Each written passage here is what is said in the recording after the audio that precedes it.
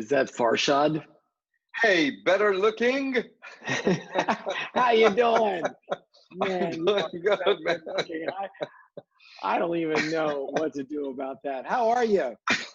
I'm doing great. Now that I see you, John, I feel even better. All I can tell you is Farshad. You are Mr. Philanthropic, first of all. But before we get to that, you've been in Chico for a long time. You've been lighting up the community. You've been for your martial arts, multiple styles, thousands of students. So passionate about helping out the community. I mean, it resonates with you. You're so passionate. It does. And I know that you're a part of a really great organization, the North Valley Foundation, Yeah, for example, in Chico. yeah, And I think you chair that board now. I do. I do. North Valley Community Foundation. And people that donate, they entrust you with this huge bank account as a board to help out the residents of community and the fires and the rebuilding. How Yep. much money does your board distribute or manage? What would you say? So the company's around about 80 to 100 million dollars budget. Incredible. It's all philanthropy money. It's all money that comes to us from all walks of life, from $5 bills that people have sent us because they want to see it go to somewhere useful in our community or in our world, all the way to millions of dollars that someone would entrust us with to do various type of projects with, or at our discretion to help make our communities anywhere, especially in Northern California, better. I am honored to be the chair right now of the board. As a matter of fact, right about the time that the Camp Fire happened, which is the second largest fires ever happened in United States history.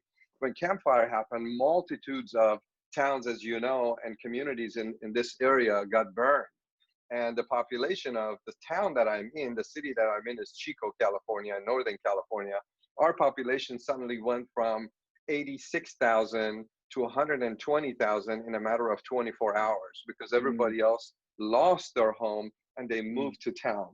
And our town really embraced them. And one of the things that I did immediately that morning, this fire happened at 6 a.m., by 7 a.m., we were operational in my martial arts school as a shelter for those people that wanted to come down from the hills and didn't have a place to go. We did not have room anywhere in town for 40,000 people that came to us. So North Valley Community Foundation works in the same spirit, John. It's an amazing organization that attracts a number of projects to help. And the burn areas in 2018 in this area, we actually have taken on the project to rehabilitate that area. First, we really mindfully dedicated and allocated millions of dollars to emergency funds to make sure people that are living in their cars or living in a tent or didn't have a place to go, whether for themselves, for their pets or whatever, they had a place to go. So we made sure that part is really taken care of immediately. Within a matter of 6 months, we had millions of dollars donated and deliberately filled right into the hands of those people that needed to live in a hotel room. We paid for their hotel room, we paid for their food, we paid for their car. So we did all kinds of stuff. Someday I will send you the project. It's pretty thick. Great. And then Farshad, after that, it's fascinating to me. You've been in Chico as a martial art director, a chief instructor, helping out, teaching classes, having a group, bringing on a team, getting that school to be more philanthropic, to help out the community. Now, you're telling us about this huge project that it just didn't arrive in your lap. You've been helping the community for years. Every time I talk to you, you're getting awarded this or getting a donation for this. So tell me, let's rewind just a little bit.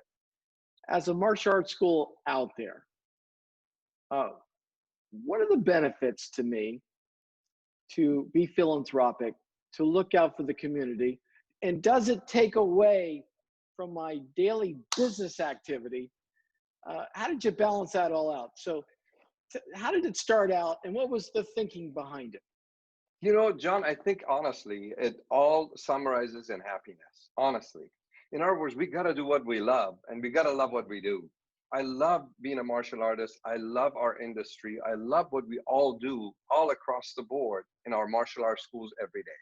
We are making a massive difference in children's lives, in adults' lives, in disability community lives. We are making difference all day in our martial arts schools while we are making a healthy living. There's nothing wrong with that. You know, it's great to make a living, employ people, contribute back to our community financially and all that. And meanwhile, contribute to our staff and team and our family in a financial way too, positive way. That's really great stuff. But I think we all need to remember that we need to have personal values that make us happy. We need to have personal beliefs that make us happy.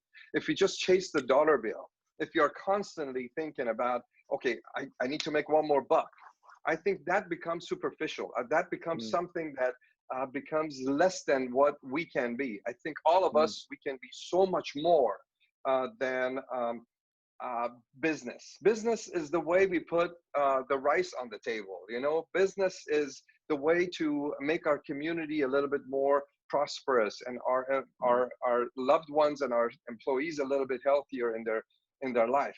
But I think we need to go to a level where we all feel fulfilled. In other words, if every day I do something that gives me back in energy right in my heart, then I'm pumped up and energized to make my business even better because I am healthy. But on the other hand, imagine if each one of us as school owners, we are really sick at our deathbeds. What can we do for our martial arts school? Nothing. Well, but that's a physical metaphor. What if we are mentally and emotionally in our deathbed?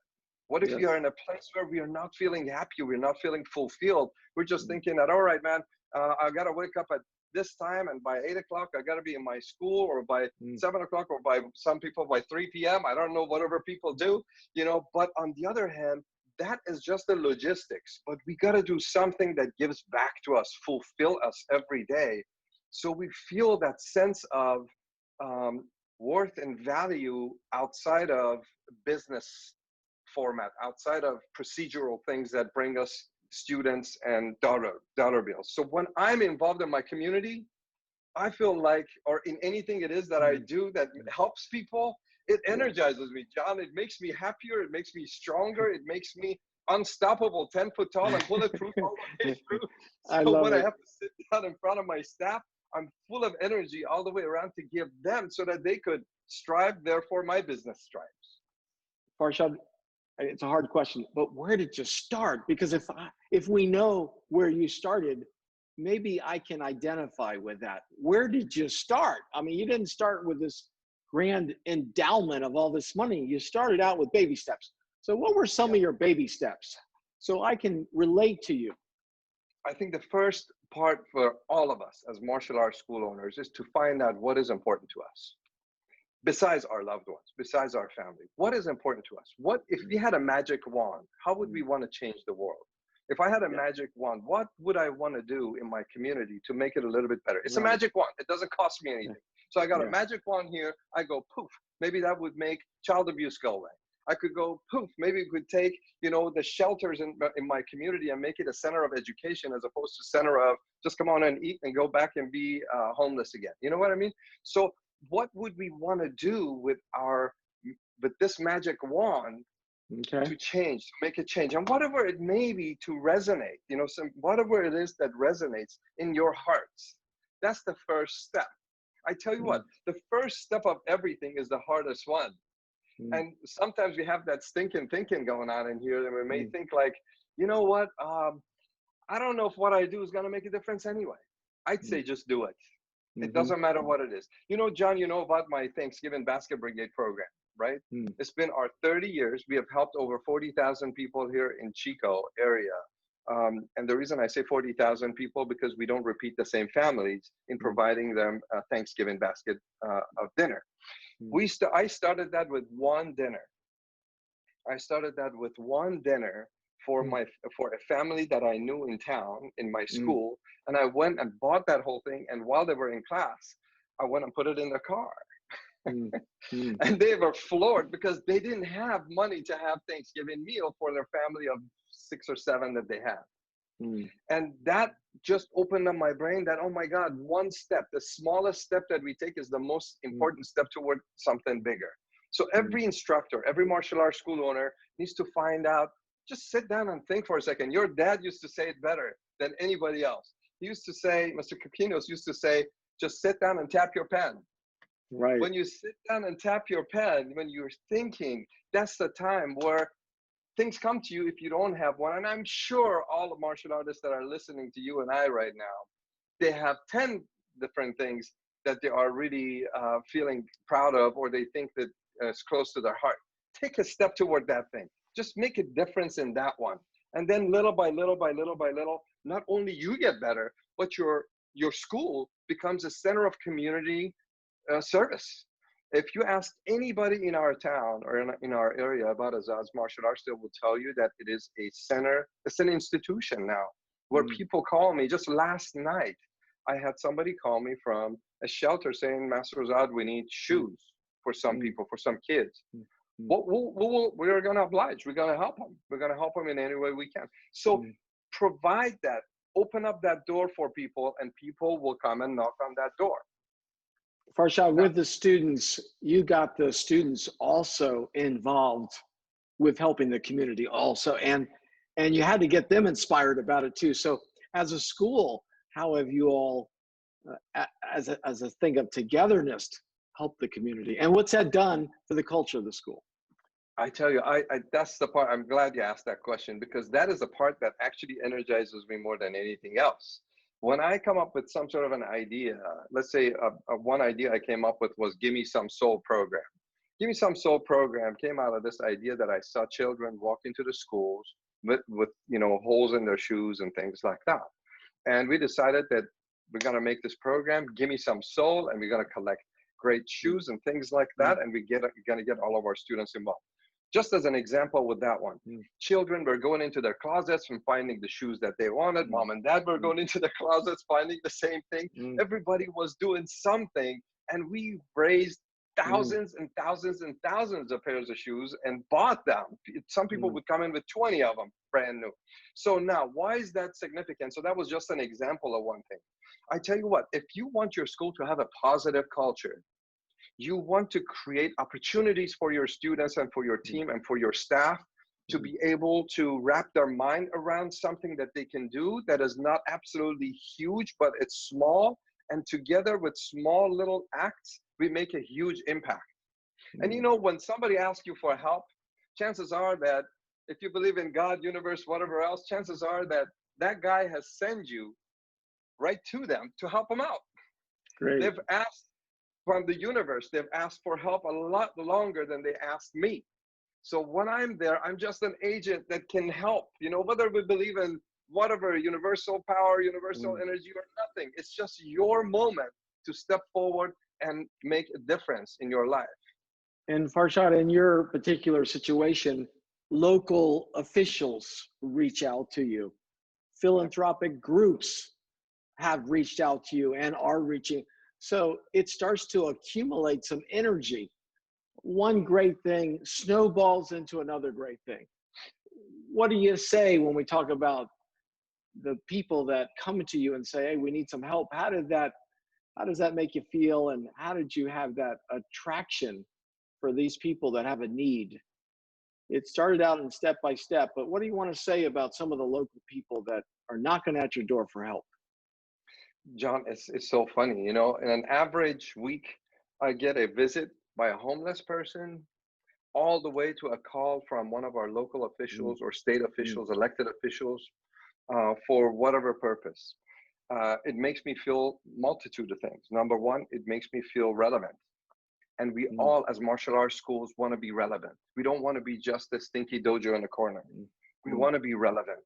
when we are making our mind better by meditating, when we are making our body stronger by Mm, exercising, when we are making our martial arts skills faster and stronger and more precise by practicing, so that if something should happen, we'd be able to control the situation really mm, fast and get to safety, or mm, create a safe zone for everybody. When we are doing that, we are already in that spirit of um, being relevant and being mm, important to a cause.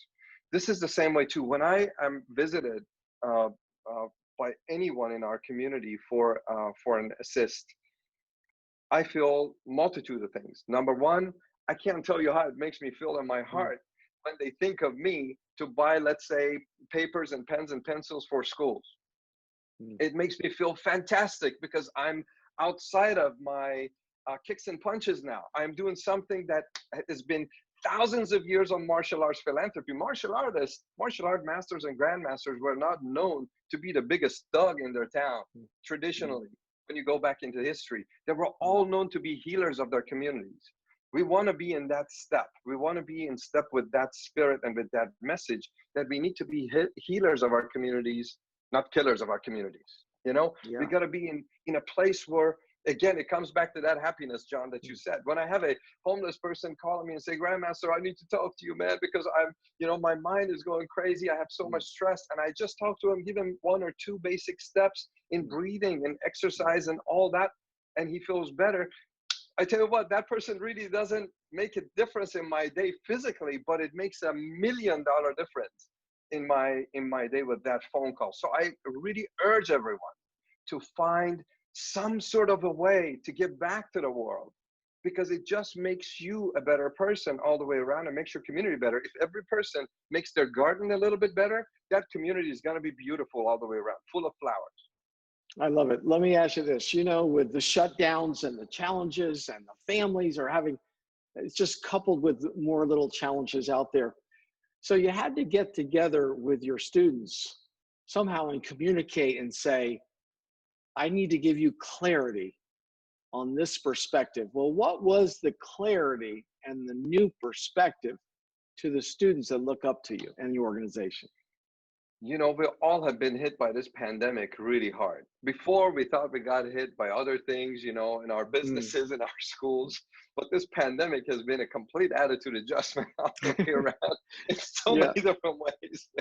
And clarity and perspective, John, is everything. If we are not clear about what we are doing, we get unmotivated. We lose hope. We lose energy. And not only I had to bring that to myself, that all right, we are dealing with a worldwide pandemic that has been unprecedented in our on our planet, in the same way that it is right now, Mm. with the same magnitude. What is my responsibility? What am Mm. I? Who am I? What am I about? And Mm. that was my message to me first, that okay, regardless of what is going on in the world around me, I need to have clear cut perspective and clarity in my mind, so Mm. that I could not only make sure my business stays intact, but that I don't change, and that my team stays strong, and my Mm. parents and my students stay motivated. Our students were falling apart really quickly because of the fear that was created Mm. and anxiety that was created Mm. by Mm. COVID-19. And I'm sure everybody can somehow relate to that. Some schools completely shut down, closed doors, left in our area, but some other ones are kind of staying put. In my case, the clarity and perspective for me was, it doesn't matter what happens around me. What's significant to me is what happens right in here. If Mm. I can keep me in my mind 10 foot tall Mm. and bulletproof, then Mm. I can give that energy not only to people that need it, but to my students and to my staff, so that I could keep my students and my business afloat. So we connected with in multitudes of different ways to communicate with all of Mm. our students and my team, um, about what is it that we are doing, what is it that we're going through, and how we're gonna overcome this Okay. together. And we will see through this cloud, through this difficulty, all the way together. And I put procedural things right in there, so that they could see that no, there is really meat to this thing. It's not Right. just, he's not just saying things. Farshad, let me jump in. What are 3 specific steps you need to take to reopen, to do it properly? Give me 3 ideas that's going inside your mind. Yeah. So first, I just took I brought all of my team together yesterday. As a matter of fact, we had a great talk for about an hour and a half. We had an inspirational talk and motivational talk, and Okay. everybody's pumped up. Everybody's ready to go. So So I'd you say pulled the team together, right? that's it. First, Step 2. pull yourself and your team together. Number one, it's the number Okay. one thing. Put the oxygen here and then on them. Oxygen mask. 2, you've got to make sure you follow CDC's guidelines, Okay. because all of us, we could open up. But if your students don't buy into it, you're going to be sitting in there alone chasing flies. Nobody's going to come in because they don't trust your procedures and processes. So Right. I think you need to in step with some of these procedures and steps, so that if you open up, and God forbid, if something should happen where somebody gets COVID-19 in your school, you would be covered liability-wise and human-wise, so that you make sure you've done everything you could to make sure everybody's safe. Love it. So you got step 1, which is get your team together. Step 2, get your procedures in place. And for clarity, what might be your 3rd step? What's going on inside your head? I'd say go back to that value. I'm working on my value system to make sure that my procedures and my values don't clash. I want to make sure that they are in step with each other. I want to make sure that my values and beliefs are absolutely in line with this process. Now, we can go to other procedural things all the way around to make sure that our processes are not changed or anything else like that, but we got to make sure we keep some of these old ways and new ways together. So I've kept, we've been on Zoom, John, and we created with Budo Code a mobile app, which thanks to EFC, we got connected with Nick Kokinos and Chris, and we put a app together and all that. All of these are gonna stay as new modules in our program. So start thinking how you could make sure that your beliefs and values line up with your reopening system, where you're clear about everything you're doing, your procedures are right, and go forward. And if anybody wants to know in detail what we are doing in steps all the way around to open up clearly and what we have done, all they need to do is just send me an email, and I will gladly, or call me and I will gladly chat with them. It seems like you've done a couple things. You've been relevant, you're thinking about safety, and you've been front and center, leading the way, because that's what it's needed at this point. Your leadership, front and center. In closing, what do you need to do today and tomorrow to be front and center? What would you say? Again, it's a matter of finding out what's important in your community. What is important to your students? Know your students. What is important to them? What is important to your team? You are important, but without your team, without our team, we are nothing. We can't run an operation this big without our team. Farshad, one more question. One more question. So all this time that you spent on philanthropic and being the chairperson of the foundation and helping out with the community needs, it seems like my intuition would say, well, wait a minute, that might be counterintuitive to the work that it takes to run the organization. But you might say something different. I don't think it is. Does one hurt the other? Does one preclude the other? What would you say?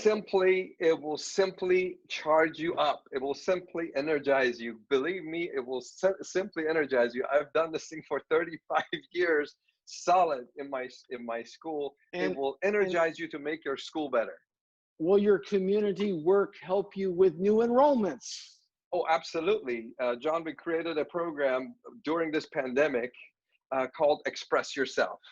And this program is a prize type program for children who have been, kind of locked down all over America, in our community, of course, to dedicate something, to dedicate a poetry, to dedicate a literary thing, martial arts move, cheer move, dance move, music piece, whatever, to the genre of people who were considered essential workers, from trash collector to store clerk to doctors and cops and fire department or whoever. and say something heartfelt about it and send it to us, and we would give the first, second, third prize of $100 to each one of those in kindergarten, elementary school, and junior high and high schools. And guess what? It took the notice of not only our school system, so they spread it all over the place for us. They sent 17,000 texts every day to all the parents and all the children in our area. It took the attention of our local media. Our local TV is doing over $10,000 worth of ads, free by the way, for that, because they see how that empowers kids and how it encourages kids to show gratitude to people, and the people that are in the essential work line, they are seeing that, wow, children are thanking us. This is really cool. They're not going, without notice. And our local radio stations and local print media took notice of that, and they're giving us thousands of dollars worth of sponsorship free. KIXC TV and PBS took notice of that, and they are giving us thousands. So it's like, look, we're taking one single tiny little step to empower kids, and look what has happened as a result of it. We have got in front of all of our community in the area, in our entire county, with thousands of dollars worth of free promotional presence, not because I'm looking for the free at all. It's just because it resonated with their heart. It resonated with their values, that we want to make our community better. And I love them for that. I adore them for that. And we created, something bigger than ourselves, which is hopefully going to help our community all the way around. So, it's really funny, because some of this stuff, John, may sound like business. It is not about business. It is about something far greater. Business is just a sideline and byproduct.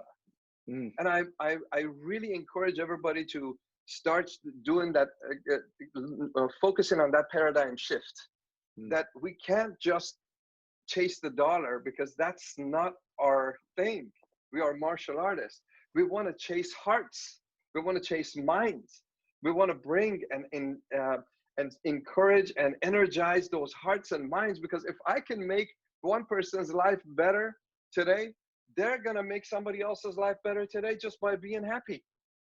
And if we can follow that, that is the most positive network business that you could ever see anywhere, all the way around, because it's not contagious. That energy is contagious. It's empowering. It's encouraging. And then we don't have to think about, oh my God, I'm stuck in my house and my students are gone. And yes, maybe that's the case. But if you're creating something fulfilling and worthwhile, your students will come back. Your staff will come back, and you will stay energized to a point that you're going to be unstoppable. I guarantee you that. Farshad, you've been talking about momentum, and you've been talking about, I created a program called Express Yourself. Boy, did you express yourself right now. You talk about momentum. This is a pandemic. Yes, it is, but it's one of philanthropic efforts and energy and feeling a sense of satisfaction and focus and a sense of, wow, I bring great value to everyone. You're a real blessing to the martial arts, Farshad. Thank you, brother. We're grateful that you're with us. Thank you. You really delivered a great message. Thank you. Thank you so much for your friendship. Thank you for being who you are. Thank you for the business models that you have created. Thank you for all the great things that you're doing in our industry, John. And thank you for being who you are, man. I can't ask for any better looking friend than you. Love you too much. Love Thank you too, man. so much.